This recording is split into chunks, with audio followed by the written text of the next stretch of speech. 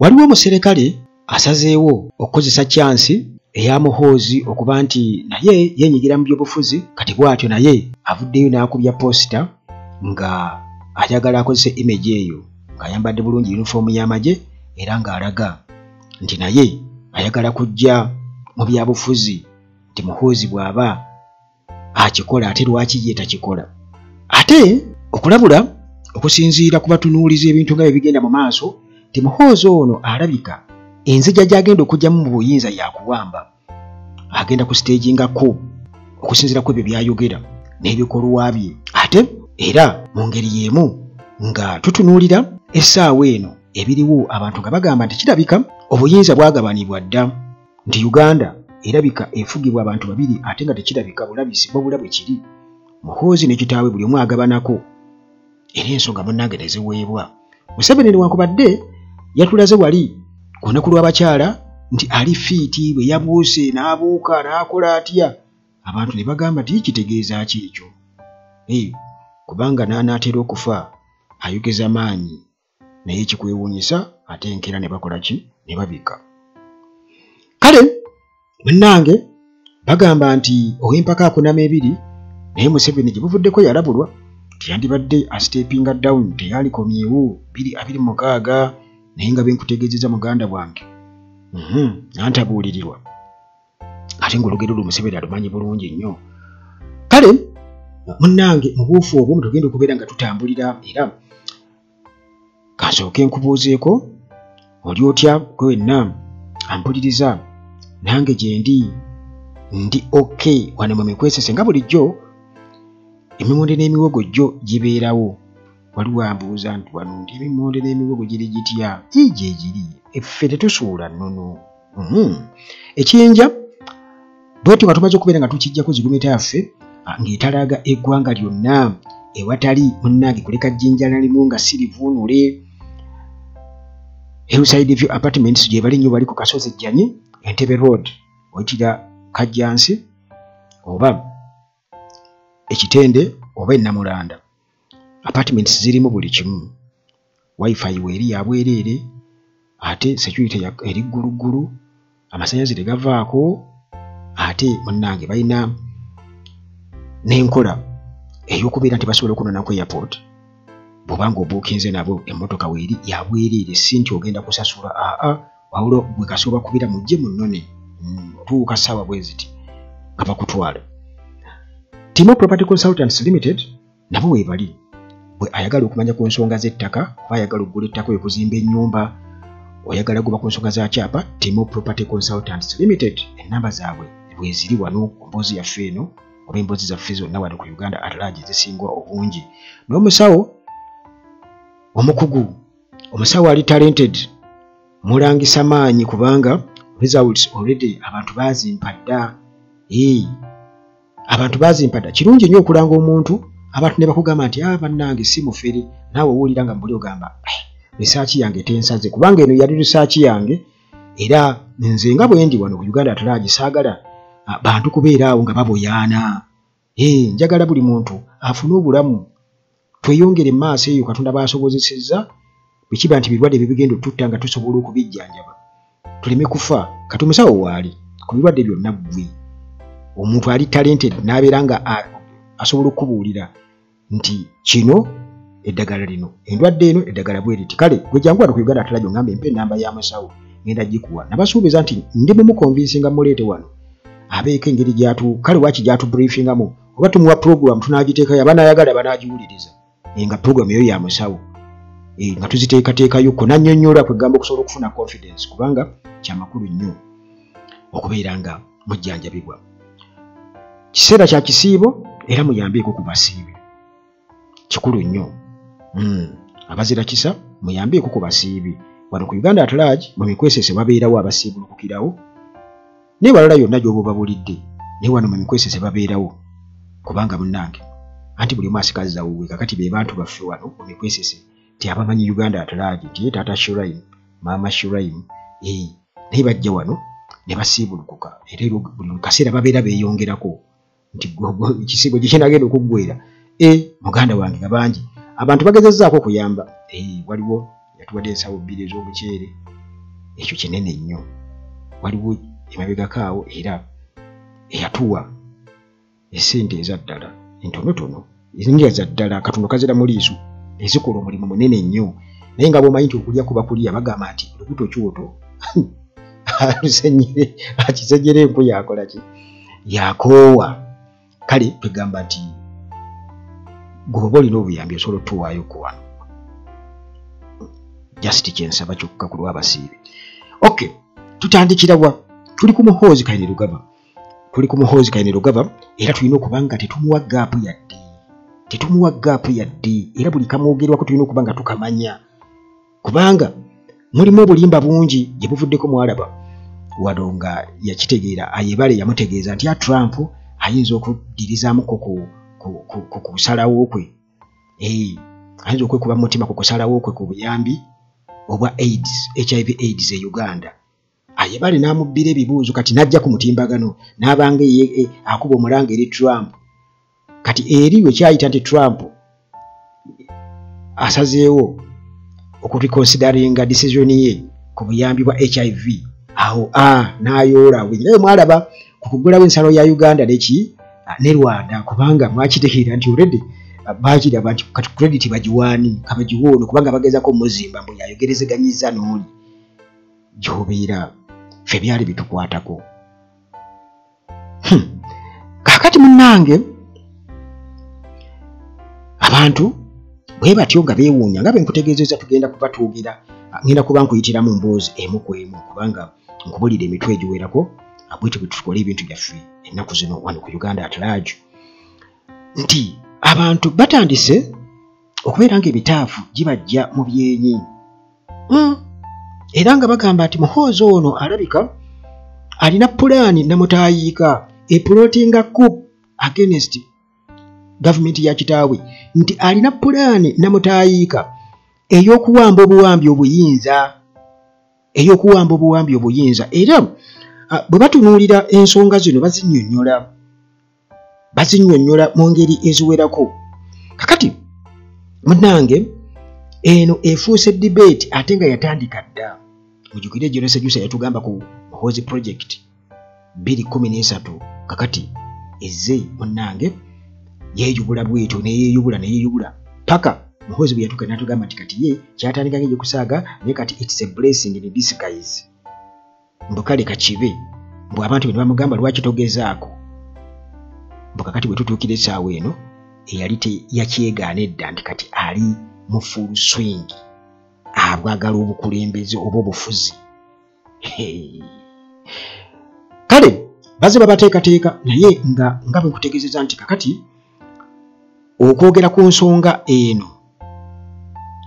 debate eno muganda wange etandise okusinziira munnange ku njogera za Muhoozi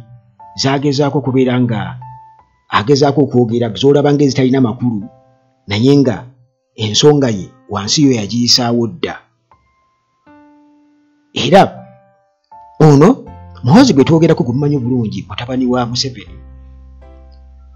General Muhoozi mutabani wa General Museveni. Waliwo yangamba kale wakiriteekako General, kale General Muhoozi mutabani wa General Museveni. Kakati babangamba ni Museveni mbate yalwana tabanko omusirikale naye bajjene bayawejjawo kati ne Muhoozi naye kinyini bagamba nti naye bajje basalansawo naye kale General Museveni General Muhoozi biri katubijjo etugambye ennaku ezo ekyala bayagala mufuula field marshal. Kakati munnange abakugu ba experts be batyo ne balabula nti Muhoozi byazze ng'ajja ayogera bwe mubitunuulira era nga kitaawe bw'abitunuulira ng'agamba nti abirabamu omutima ogwagala ensi ye ne Africa. Kakati bano bo abatunuulizi bagamba nti statements ze zino bw'ozitunuulira zirimu ebifaanagana ku basirikale bannamagye abaaliwo mu G7 mu myaka G7 bw'otunuulira enjogera ye erimu elements ezo ezaabo. Kakati munnange bwe kakkana bukakkanye ngenda kuba kutwala mpola mpola nga bulijjo nga nkunnyonnyola akawunvu n'akagga ku nsonga eno munnange okuviira ddala 2024 late nga tunatera okumalako late 2024 Muhoozi Kainerugaba azenga ayogera kugamba awo ate ayogedde bingi nnyo era public speeches ze mu bantu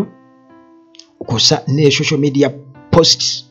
obubaka babadde ateeka ku mitimbagano bw'obutunuulira buno bubadde nga bulimu kiwali badde oyitanga aggressive tone kwegamba bulimu enjogera eraga nti ayagala kukwakkula n'enjogera gy'ayogeramu kwegamba alaga talina bugumiikiriza era nga ono ayogedde ku kyamagye kwegamba bw'aba ayogera ku kyamagye okubeera nga gayingira mu buli ensonga yenna akugamba alaga nti amagye galina okubeera nga gayingirawo okutaasa nti Uganda yeetaaga abakulembeze ab'amaanyi strong leaders otunuulira embeera eyo mubaddemu ka radical military interventions era nga suggestinga nti Uganda needs strong military leaders kakati bino byazze nga ayogera ne bireeta bapoliticians abamu era nga bano babitunuulira ebintu nga babirondamu kamu ku kamu nga alondo baali ebijanjaalo babiva kumu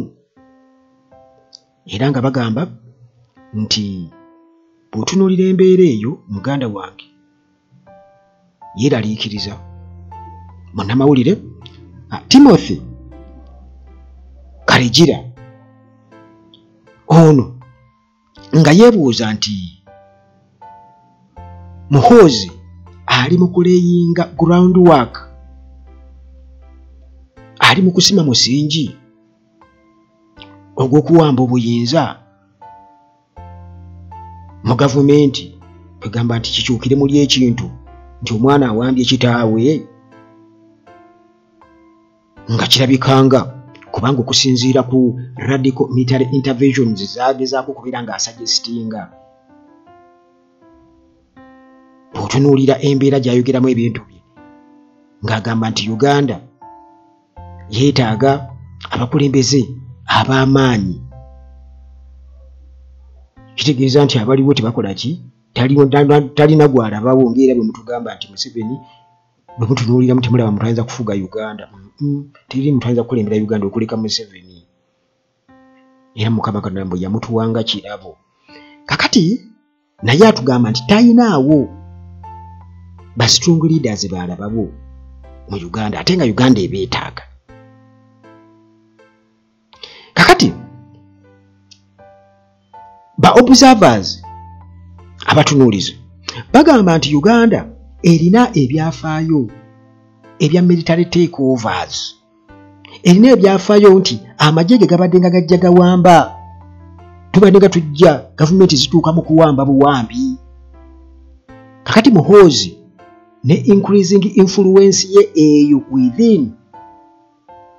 Uganda People's Defence Forces bwetyo munnange terika kubeera nga ereetera abantu okubeera nga bagamba nga tuwulira ekiwunya bwe twogera ku potential transition of power through force rather than democracy tuwulira ekiwunya nti tulaba nti obuyinza buyinza okukyuka mu kuwamba okusinga okuyita mu nkola ya demokurasiya nti mu kuba akalulu then abaali mu kakiiko k'ebyokulonda kati nga byabakamalangiri nti bannange gundi awangudde nga Muhoozi ali wali alaba Muhoozi ng'emu mulaba oyo n'akawalaata ke n'obulevu bwobwo misitaaki obwo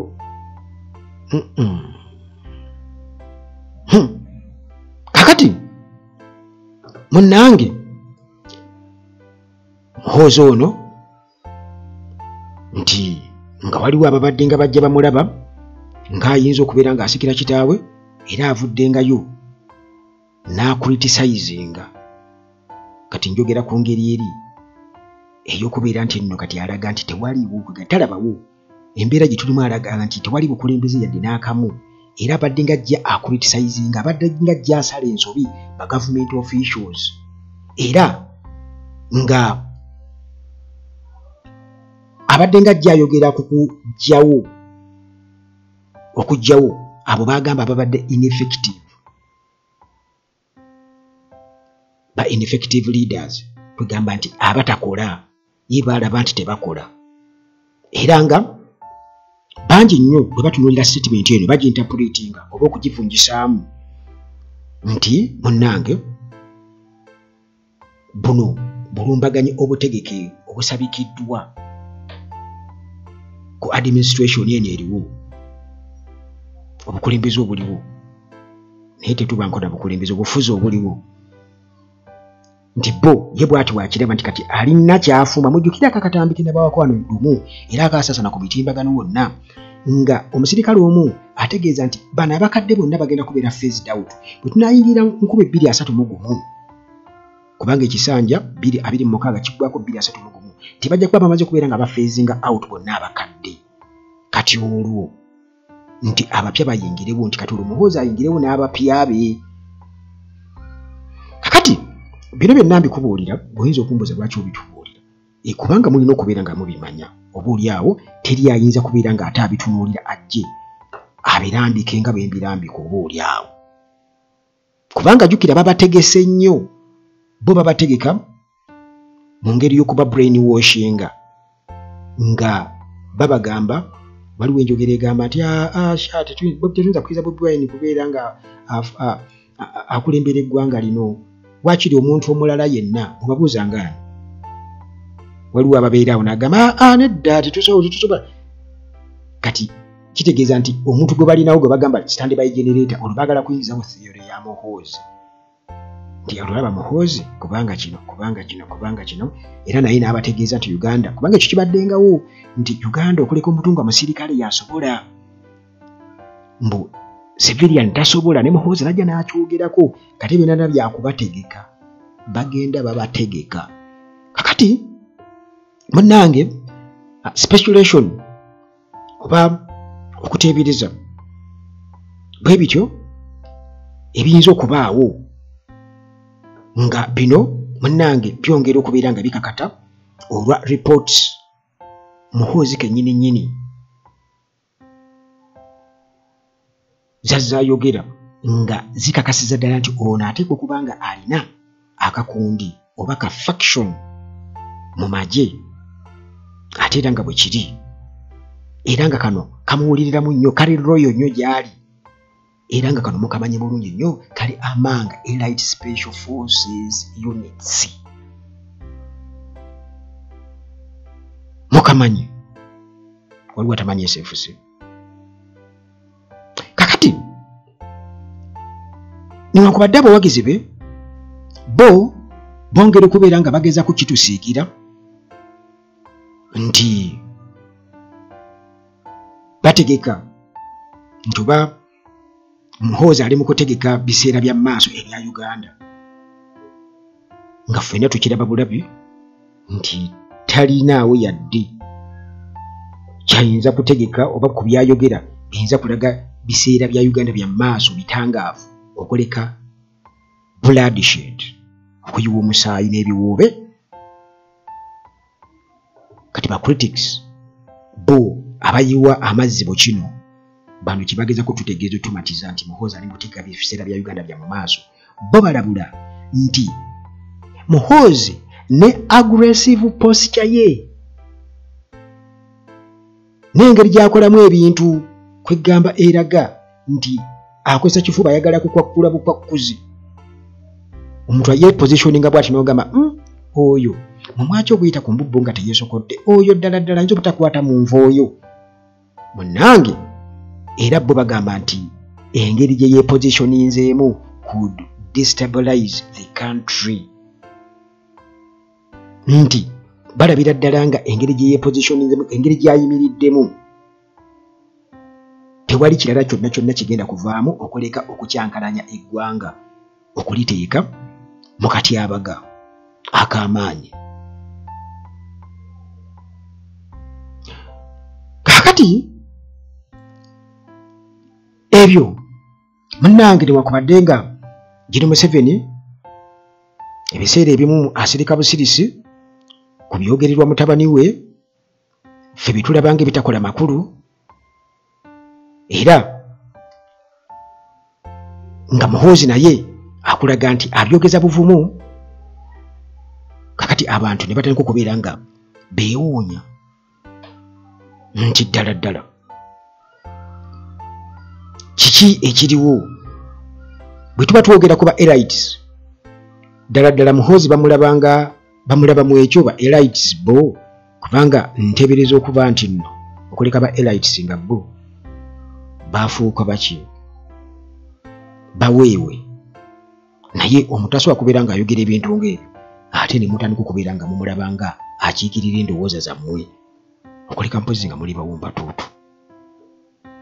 kuleka mpozi nga muli bawumba tuutu. Kakati kino kiwandiikiddwa era baakiwandiika ng'era bakirabira ddala nti script yaabwe yakubeera nga obuyinza bukuumibwa mu famire era nga kitegeeza nti si beetegefu kubeera nga bata ekintu kino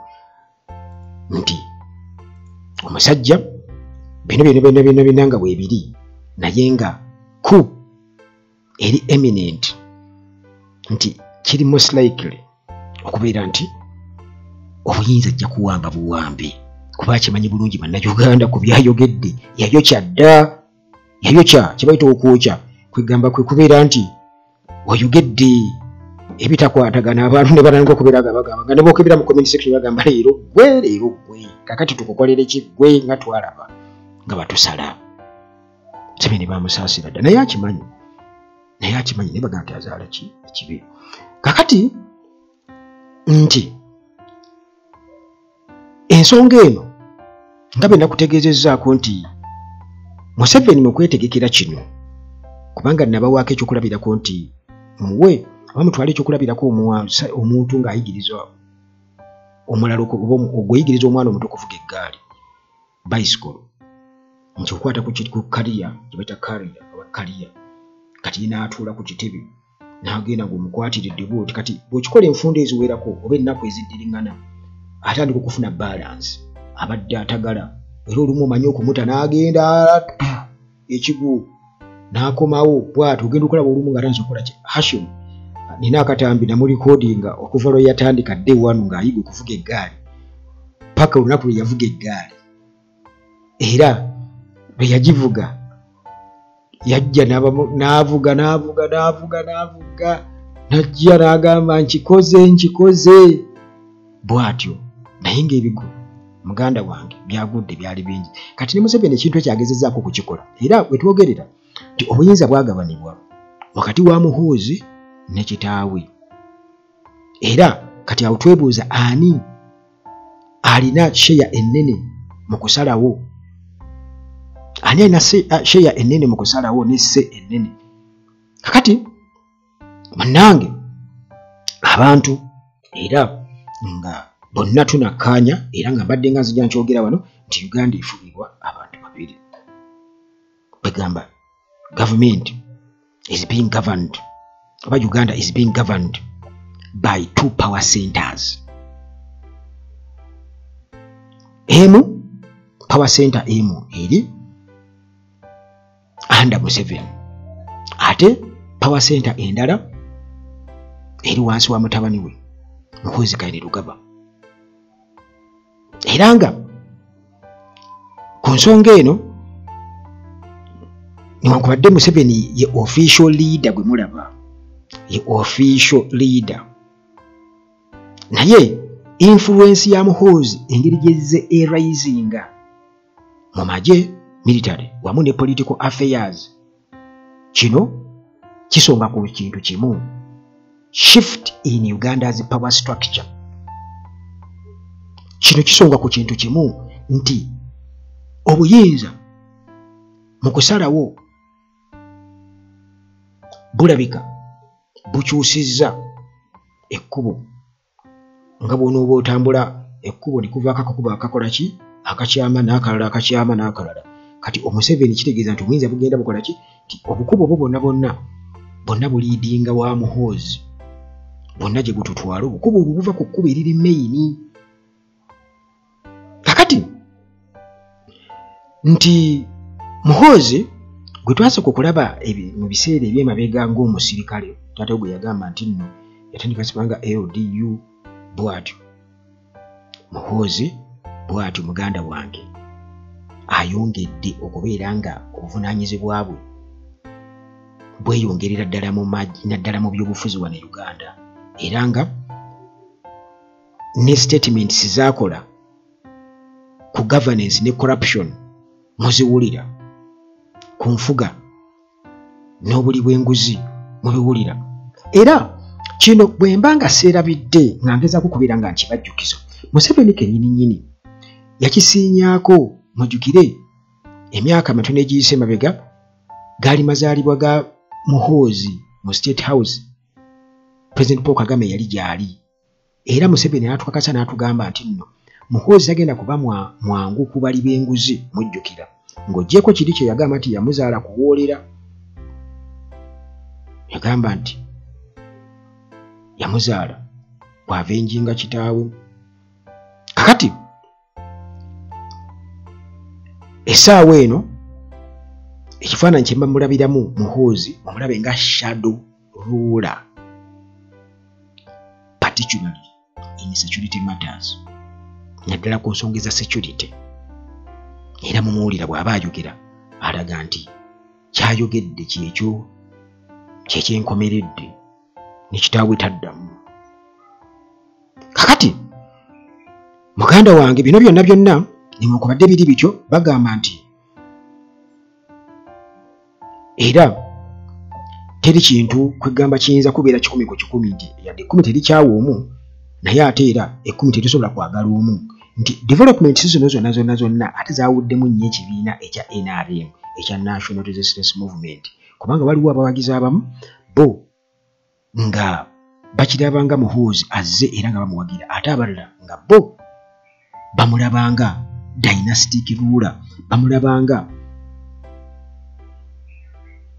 azze mu bufuzi bwa obwensikirano azze mu bufuzi obwensikirano amaloboozi okuva ku side ya opposition go galaga nti Uganda bweto drifting towards a military backed monarchy bwemba wanchi state nze bubi nti Uganda egenda kuba n'obufuzi obwensikirano nga bubakingibwa maji oba nga buwagirwa maji nti this time ng'emmundu bazirina wano enkebete bazirina wano ku kido kwa Kiba era nga kino munnange kimulisiza mu family led political transition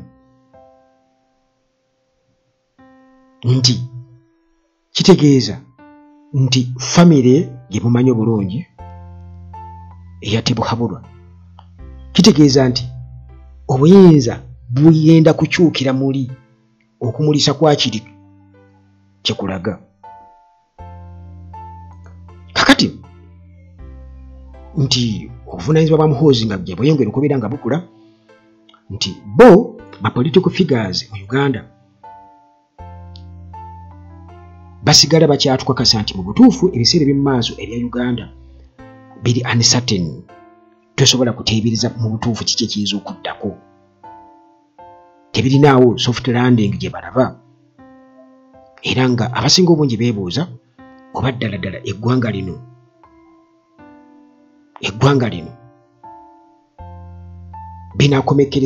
binaakomekerera bitya wakati w'okubeera nti nno obuyinza bwagabwana taata n'omwana kuba taata alagira n'omwana n'alagira kati omwana bw'alagira mu bukyamu taata n'atayagala kuswaza mwana kati mwe ne mubanga muyisigadde ku safaringa oba mukitegedde kakati munnange nti kino Museveni mu kiseera kino ye akyatulaga nti akyali mugumu agamba mu still strong era wano twamulabye ku lunaku lw'abakyala ng'alaga nti ali energetic bwe yagezezaako kubanga abuukabuuka kubanga luli yakolanga press ups endooza leero yagambye zikola nensigalayo kwanze kambuukebuuke bubuusi musajja yakolanga press ups kati abuukabuusa bubuusibuusi era abantu bwe balowooza akyali mugumu era abamu balowooza nti ekyo kiraga nti akyali energetic naye omusajja yakolanga press ups luli bwaba kati ng'agenda kubuuka bubuusibuusi gwe kati njagala otunuulira ekintu kino kubanga ffenna twali tukozeko physicals nze mu biseera byange biri nga nkyasamba omupiira ne Museveni yasambako ku mupiira bwe yatugamba press ups kyekimu ku bintu bitwakolanga era ng'okuba press ups nga nsobola okuba press ups esooka 10 okitegeera zigenda zeesala kusala ku fitness nga yeesala naye press ups si nyangu era abakyala abasinga tebasobola kuba press ups n'abaana abato bw'oba olina omwana omuto ng'ali wansi w'emyaka 5 awo bwe watyo ayinza obutasobola kuba press ups era bw'omugambo zikuba ayinza okugira ati n'addawo wansi naye bw'omugambo okubuuka ku ssomero jump ku kazannyo kaabwe kakati ekyo kyongera okulaga nti omusajja ayebye anafuye kubanga bw'aba kati yera kuba press ups ng'abuukabuuka bubuusibuusi kyayinza okulaga luyakubanga press ups 3 zaali 25 oba 3 ng'akuba bw'ati n'alaga nti amaanyi agalalo yasembayo zikuba yatalantuka kakati guno omulundi tagenda ku press ups wala ajja kubuuka buusibuusi akantu akatono ennyo gwe ne bw'ogamba jjajjaawo emyaka ekina nga jjajja buukamuuko ajja kubuukamuuko akatono kasobola tu kati abali mu myaka enkaaga emmeka ababa bakyali bagumu nnyo kimyaka 8 omuntu aba akyali mugone kati ekiraga emyaka 8 omuntu abuukira ddala okusinga Museveni we yabuuse era bw'abuuka bw'atyo kitegeeza nti question ku myaka ebijjira awo naye kati yatulaze physical fitness era n'alaga nti akyali n'amaanyi okubeera nga akalakata paka kutuuka kulaki anti bagamba nti kakati eno kugamba paka bino byenkunyonyodde waggulu paka we binaakola ki we binaatuukawo singa bannayuganda babeera bakkiriza kakati munnange Museveni gye buvuddeko nabagamba nti yalabulwa era n'alabulwa okulabula sekulabula yali former minister Richard Kayijuka baali nga bali mu kujjukira omwoyo gw'omugenzi Elia Kategaya gwe baatongoleza n'akatabo era ono yamulabula n'amugamba munnange wandibadde okola ki ova mu buyinza nga 2026 tewalikomyewo naye ekigambo ekikulu kye yayogera mu bintu ebyo oba mu kulabula okwo yadde nakubabuuliddeko emabegako wali yagamba nti Museveni yandibadde atunuulira kwegamba bw'aba atunuulira abantu abali badde bamuwabula yandibadde yeekwata ku abo abatalinaawo interest mu byakuba nti ayagala kalimu oba mu nkola ya save my job oba nti ayagalayo post yonna oba nti balina interest bigamba balina kye beeyagaliza bo ng'abantu abo bwe bali nga bo bali satisfied kati omukulu Richard Kayijuka ono naye yaliko former minister mu gavumenti ya Museveni ekintu ekyo kyabadde kikulu nnyo nti Museveni alina okwebuuza ku bantu abo paka kitegeeza abantu abo beba true revolutionary betulina kugamba abasobola okukkiriza enkyukakyuka era abalaba ebintu mu butuufu bwabyo yakoze statement eyo yabadde nkulu nnyo era simanyi oba General Museveni yagezezzaako okubeera nga ekintu ekyo akidigestinga okukitegeera amakulu gaakyo kakati mu kumaliriza bwe tutunuulira Muhoozi byazze ng'akola waggulu eri tebirinawo kalungi nakamu okuleka okuleeta obujeemu newankubadde nga omusirikale omuntu omu omusirikale naye ng'okusinziira ku posita gye yakubisizza ndabako retired brigadier general retired Lwashande Emmanuel, naye ate posita agyekubisizza ate ali mu byambalo by'amagye kati bw'abeera nga retired bw'atyo agidde mu yunifoomu y'amagye. Ekyo kirala kubanga jjukira nabo bennyini baatukakasa juuzi nga bagezaako okubeera nga basapootinga ensonga yaabwe ku Besigye nti lwaki alina okubeera ng'avunaanibwa mu kooti masho. Baatugamba nti nno Besigye newankubadde nga retired naye mbuli omusirikale mbu tawummula magye bwe baatugamba. Mujjukira bulungi nyo statement eyo bwe baagikola omusirikale tawummula magye bwe ssaawa yonna basobola okuddamu ne bamuyita ogenda okupafominga tasks ezimu okusinziira ku emergencies ziba ziriwo ate n'okusinziira akakoto kakozesezza nti posita gyakubisizza ya NRM nti awo omunange wayinza obutabaawo nnyo nsonga nesinga ebadde ya opposition muganda wange kubanga jjukira bano abasirikale be bawummuza babalabula era muwulira nga babalabula nti temugezaako ate okugenda mu opposition nti bwe munagenda mu opposition ne ssente zaabwe ez'akasiimo bayinza obutazirabako bayinza okuzifuuwa mu ngombe kati ke bateekawo okubatiisa era basajja batto ne babeera nga democratically endowooza zaabwe oba okwagala kwabwe mu kwerwanako oba mu kulwanirira eggwanga lyabwe kitegeeza nti awo babeera bali compromised tewali nnyo kyakukola babeera bamaze okubeera nga baba blackmailinga ati munnange ate anaakola ki musajja bakuleka bakusangulako ogenda otuukayo nge toliiyo bakugamba oyogera ku pension byebiki temwalaba wano omugenzi Kirumira kitaawe nga atukakasa nti abasajja baamuyegaana mu poliisi ntabeerangako mu poliisi tebamumanyi enanga n'agezaako okumulwanirira no kyali mukwano ge musajja wattu wa ebigaana nga tebamumanyi kubanga ndowooza yali abalabisa. Kakati munnange mu buufu obwo tubadde tuli awo kakati tukyali mu kutabulwa naye nga kino era kisobola okubeera nga ate kitandise butandisi nga kigenda kubeera bwe kityo waviireyo ddala ba serving officers mu magye bajje bakakasa ensonga nti naffe tutuno tuzze kwesimba mu byabufuzi kubanga ne muhoozi akikola kati lwaki ffe tetusobola kubeera nga tukikola. Kakati ono naye kyendowooza nti yayagadde ajjire mu kifaananyi ekyo kubanga ye already retired kitegeeza nti amateeka gaba tegamukwata naye ndoza yayagadde yeekwase muhoozi ateekemu ekyamuhoozi ajje abantu basobole okubeera nga bamukola ki bamwogerako era nga bwe mwogerako essaawa eno singa teyakoze ekyo oba olwo singa simwogerako naye kati tutunuulira possibility oba risk eriwo influence eriwo okusinziira ku rhetoric ya muhoozi nti impact yaayo eri ki. Kakati bino bye biyinza okuvaamu era tukirabye nti waliwo atutegeezezza nti if Muhoozi does it why not me. Ono musirikale wa UPDF era bw'atyo nga yeenaanise engoye ez'amagye kitegeeza nti abamenya amateeka g'amagye kugambye nti kino kikyali kituuza oba kibange okutandika obutandisi nti n'abalala basobola okuyitirawo kubanga jjukira nti Museveni yatugamba nga mutabani we amaze okubeera nga atandika okwogera ebikwatagana n'ebyobufuzi nga yenyingiza mu partisan politics. Taata we n'atugamba nti ogwo gwali musango mu magye okusinza ku UPDF Act 2.5 naye baakijjawo mbu kati bababuulirira bubuulirizi babakansolinga bukansoleki kubanga mutabani we yali akikoze ekyakiyingiddemu naye emboozi yaffe butawanvuwa nnyo nti waliwo omusirikale mu ggye lya Uganda People's Defence Forces ono bw'atyo yeewuunyiseza abantu bw'ategeezeza nga bagenda okwegeejinga mu partisan politics era nga kino bwe tuba twogera ku magye kiba kimenya oba kiviolatinga UPDF Act eya 2.5. Kakati omusirikale ono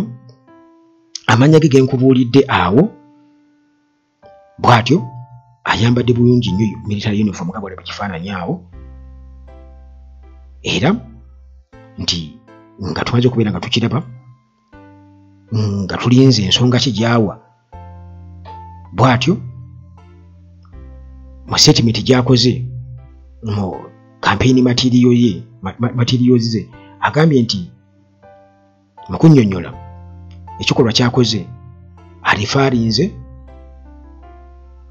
ku Muhoozi Kainerugaba nga CDF n'agamba nti bw'abanga Muhoozi asobola kukikola lwaki nze basobola kubeera nga nkikola kubanga Muhoozi mu well documented political ambitions ze n'ebyazaakola byonna atulaga bulungi nnyo nti biri wakati w'amagye ne politics, military ne politics y'ebintu bye bati wabikola ki bwabizannya. Kakati munnange etteeka tukimanyi bulungi nnyo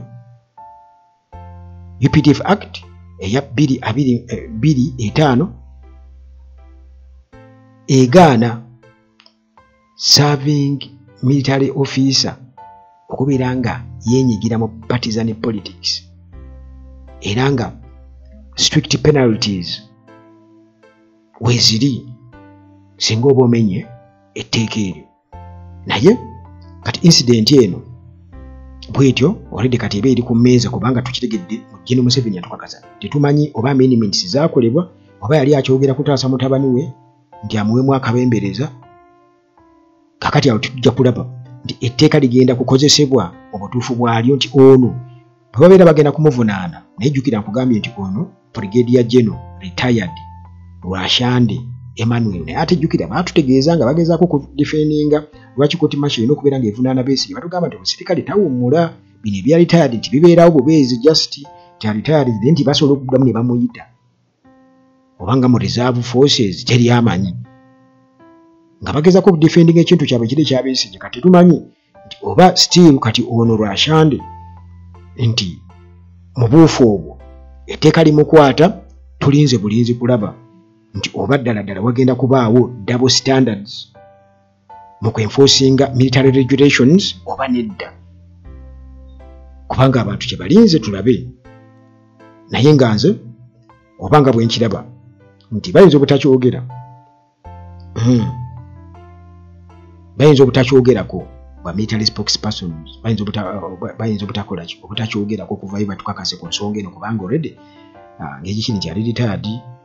kati ndoza ne bwa yayagadde ajje naye nga byekumu engoye naye kimenya mateeka wakati okujja okubeera ng'ayambadde engoye ez'amagye ezikonya ennyota zaabwe ate n'ajja nga yenyigira mu partisan politics. Seeza nti ekifaananyi kya UPDF kiba kittattanibwa naye kati tugenda okulabira double standards awo nti Muhoozi bamuleka n'akola by'ayagala kubanga ne Muhoozi alina post efaanaganako bweti agirina efaanaganako ng'eyoyo bweri awo. Alright, sigenda kusukkawo nnyo wano naye mwebale nnyo okumpuliriza tusigala ate mu mboozi zaffe eziddako wano ku Uganda at large nga bulijjo mu mikwesese. Mukama Katonda abakuume.